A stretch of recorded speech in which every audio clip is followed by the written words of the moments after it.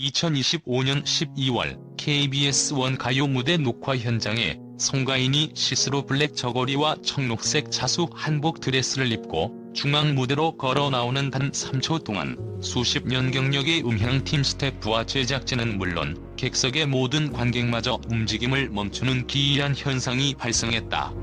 이는 단순한 시선 집중을 넘어 그 공간의 공기 자체가 극적으로 전환되는 아우라의 지배였다. 프로그램이 40년 넘는 시간 동안 수많은 레전드 아티스트들의 무대를 담아왔음에도 현장 관계자들은 입을 모아 이건 분위기가 이상하다. 무대 하나가 전체를 끌어올렸다고 증언했다. 이단 하나의 무대가 한국 방송계의 고착화된 출연료 산정 기준과 프로그램 평가 방식을 송두리째 뒤흔들고 있다는 사실은 현재 업계에서 가장 뜨거운 논쟁거리로 급부상했다. 송가인의 라이브는 이미 거대한 사건으로 기록되었으며 그 폭발력의 근원과 파급력은 단순히 한 명의 인기 가수라는 프레임으로 절대 설명될 수 없다. 지금부터 그녀의 무대가 왜 대한민국 엔터테인먼트 시장의 구조적 문제까지 건드리게 되었는지 그 충격적 비밀의 핵심인 경제적 파국의 징후를 심층적으로 해부한다. 송가인의 무대가 가장 먼저 그리고 가장 냉정하게 공격한 것은 방송국의 오랜 관행과 수치 기반의 평가 시스템이었다. 그녀의 정규 4집 수록곡 색동 저고리 첫 소절이 터져 나오자마자 KBS의 실시간 시청률 그래프는 이례적으로 0.82%라는 수직 상승을 기록했다. 이 숫자는 단순한 시청자 유입을 넘어 방송사 내부의 비즈니스 모델을 송두리째 뒤흔드는 통계적 불가능성에 가까웠다. 기존 가수들의 출연으로 인한 시청률 상승폭은 평균적으로 0.12% 내외에 머물렀다.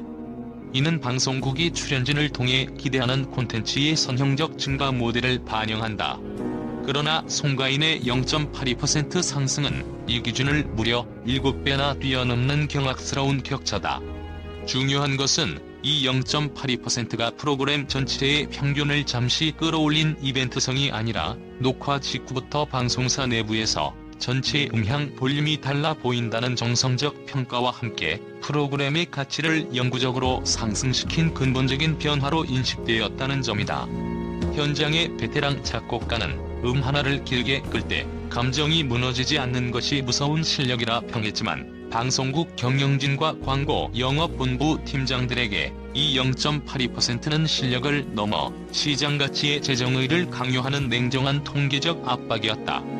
이는 그녀의 가창력이 곧 프로그램의 시청률과 광고 효율을 폭발적으로 증폭시키는 콘텐츠 증수 효과를 일으켰음을 의미한다. 기존 가수들의 출연료는 고정 시청률, 대중적 인지도, 브랜드 영향력이라는 세 가지 선형적인 기준을 통해 산정되어 왔다. 이 기준들은 수많은 아티스트를 정해진 단가와 등급 체계에 따라 분류하는 데 사용되었으나 송가인이라는 비선형적 변수는 이 모든 공식을 단숨에 무력화시켰다. 첫째, 고정 시청률 기준은 그녀의 폭발적이고 순간적인 상승 효과를 담아낼 수 없다. 기존 기준은 꾸준함에 보상했지만 그녀는 결정적인 순간의 파괴력을 보여주었다. 둘째, 대중적 인지도 기준 역시 그녀의 인지도가 단순한 호감도를 넘어 소비와 구매 행동으로 즉각 전환되는 행동 유발 인지도라는 점에서 기존 등급을 초월했다. 셋째, 브랜드 영향력 기준은 대부분 광고 모델료에 국한되지만 송가인은 방송 출연 한 번으로 특정 소비지 검색량 210% 급증이라는 실질적인 시장 매출 유발 효과를 일으켜 기존의 기준을 압도했다.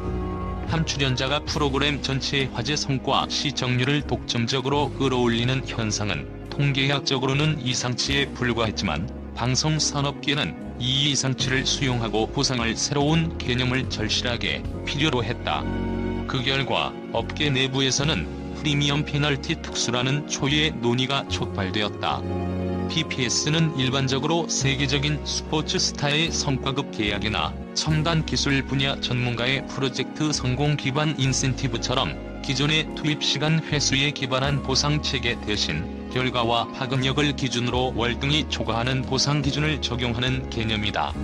이 논의가 가수에게, 그것도 국내 방송사에서 공식적으로 제기되었다는 사실은 기존 단가와 선형적인 등급 체계로는 그녀의 파급력을 설명하거나 보상할 수 없음을 업계 스스로 인정하는 방증이다.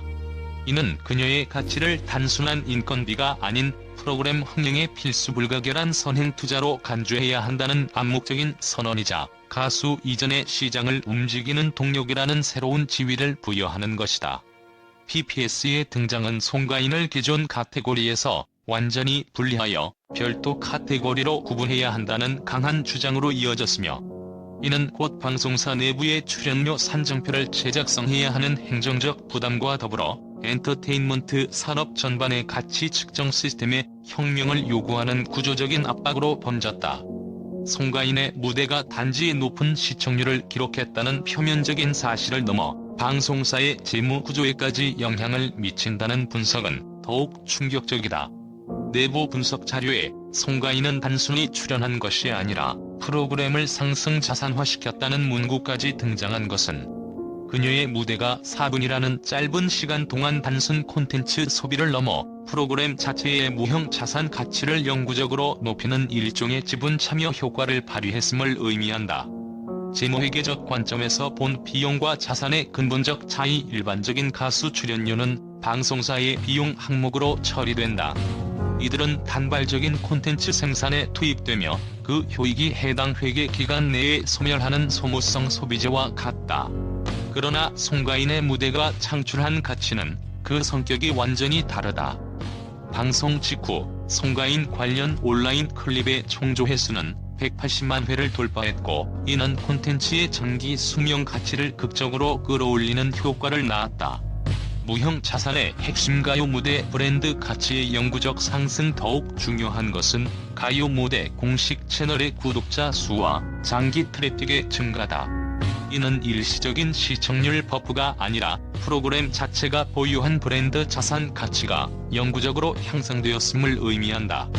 즉, 송가인에게 지불된 출연료는 단발성 비용이 아니라 미래의 광고 단가 협상력, 해외 판권 판매 시의 프리미엄, 그리고 신규 시청층 유입을 통한 장기적 수익 잠재력을 높이는 자본적 지출 성격을 띈다는 논리적 귀결에 이르게 된 것이다. 해외 수요 견인이라는 신규 자산 창출, 특히 LA 콘서트 예매 대행사의 문의가 폭증한 사례는 그녀의 무대가 신규 해외 수익 흐름이라는 새로운 무형 자산을 창출했음을 입증한다. 국내 무대 하나가 해외 공연의 수요를 직접적으로 견인하는 것은 가요 무대라는 전통 프로그램의 시장 범위를 국내를 넘어 글로벌 한류 콘텐츠로 확장시키는 효과를 낳았다. 이처럼 송가인의 출연은 단발성 비용이 아니라 장기적으로 프로그램의 브랜드 가치를 높이고 후속 광고 매출 및 해외 판권 수익 증대에 기여하는 투자 자산으로 취급되어야 한다는 논리가 지배적이다. 이는 엔터테인먼트 업계에서 개별 아티스트가 프로그램 자체의 무형적 핵심 자산으로 인정받는 극히 드문 사례로 기록될 것이다. 그녀의 가치는 단순한 출연 횟수나 인지도가 아닌 미래 현금 흐름 창출 능력으로 측정되는 새로운 시대가 도래했음을 선언하고 있다. 송가인 무대가 불러온 구조적 변화의 핵심은 그녀의 섭외가 더 이상 비용에 대한 논쟁이 아니라 수익률에 대한 냉정한 예측, 즉 화제성 ROI를 중심으로 전환되었다는 점이다. 방송국 제작진과 광고주들이 그녀를 필수 요소로 여기는 데에는 4가지 핵심 성공 요인이 1. 전 세대를 아우르는 감성 자극 능력, 2. 교과서 등재로 확보된 문화적 신뢰성, 3. 팬덤과 일반 시청층의 이중 구조 동시 반응, 4. 논란 리스크 제로에 가까운 선한 영향력 이미지 등이 결합되어 절대적인 경제적 논리를 완성했기 때문이다. 최소 보장 시청률 확보. 그녀의 출연이 확보하는 가장 큰 경제적 이점은 프로그램의 최소 보장 시청률을 높인다는 점이다. 기존 고정 시청층을 제외하고 송가인의 팬덤과 그녀의 무대를 보기 위해 유입된 일반 시청자들은 프로그램의 잠재적인 최저 시청률을 기존 대비 15% 이상 끌어올리는 효과를 낳는다. 이는 광고주 입장에서 리스크 없는 투자처라는 인식을 확립시키며 광고 슬롯 판매 시의 최저 단가를 상향 평준화하는 효과를 발휘한다. 광고 효율의 질적 변화. 한 광고 관계자는 송가인 한 번 모시면 2달 홍보는 걱정 없다. 타깃층이 너무 넓어서 프로그램 이미지가 같이 올라간다. 출연료가 높아도 화제성으로 뽑고도 남는다고 단언했다. 여기서 뽑고도 남는다는 표현은 단순한 시청률 상승을 넘어 광고 노출 당비용의 질적 개선을 의미한다. 그녀가 유입시키는 시청자는 구매력 있는 중장년층과 유행에 민감한 젊은 층을 동시에 포함하는 초강력 타깃이다. 이처럼 넓고 교차적인 타깃층에 노출되는 광고는 효율성이 극대화되며 이는 광고주에게 더 높은 가격표를 정당화하는 근거가 된다. 연말 결산 무대를 준비하는 음악 프로그램들이 그녀의 섭외를 최우선 순위에 올려놓는 이유 역시 그녀의 무대가 시청률을 보장하는 수준을 넘어 프로그램의 홍보 수명 주기 자체를 연장시키는 전략적 효과를 발휘하기 때문이다. 송가인 무대 클립이 방송 후 수개월 동안 온라인상에서 꾸준히 재생되고 회자되면서 가요 무대라는 프로그램 브랜드를 지속적으로 노출시키고 새로운 시청자들을 유입시키는 롱테일 효과를 창출한다. 즉, 그녀의 출연은 단기적 성공을 넘어 프로그램의 장기적인 마케팅 비용을 절감하는 강력한 무기가 되는 것이다. 이 0.82%의 충격적인 수치는 곧 엔터테인먼트 산업의 근간을 뒤흔든 단가 재정의의 시발점이었으며 이는 송가인이 나가면 시장은 움직인다는 새로운 황금률을 업계에 각인시켰다. 송가인의 무대가 남긴 5번째이자 가장 중요하고 궁극적인 충격은 그녀의 존재가 기존의 가수 분류 체계와 보상 시스템으로는 더 이상 담아낼 수 없다는 구조적 한계를 명확히 드러냈다는 점이다. 방송가 내부에서는 송가인보다 위아래가 아니라 송가인은 별도 카테고리로 구분해야 한다는 의견이 공식적으로 제기되었으며 이는 그녀의 파급력이 기존의 산정 기준선을 근본적으로 초과했다는 업계의 자백이나 다름없다. 결국 송가인 무대 한 번이 던진 충격파는 단순한 시청률 상승 이상의 의미를 갖는다. 그것은 가수라는 명칭만으로는 설명되지 않는 하나의 시장, 하나의 브랜드, 하나의 영향력이라는 새로운 엔터테인먼트 정의를 업계에 강요하고 있다. 그녀의 담담한 태도와는 달리 주변은 콘서트, 협찬, 인터뷰 요청으로 200통 이상의 전화를 처리하느라 전쟁을 치렀다. 이 초유의 사태는 엔터테인먼트 산업에게 궁극적인 질문을 던지고 있다. 기존의 시스템을 고수할 것인가? 아니면 송가인이라는 상승 자산을 수용하기 위해 완전히 새로운 시스템을 재정의할 것인가? 그녀의 무대는 이제 엔터테인먼트 산업에서 가치 측정의 혁명을 상징하는 시금석이 되었다.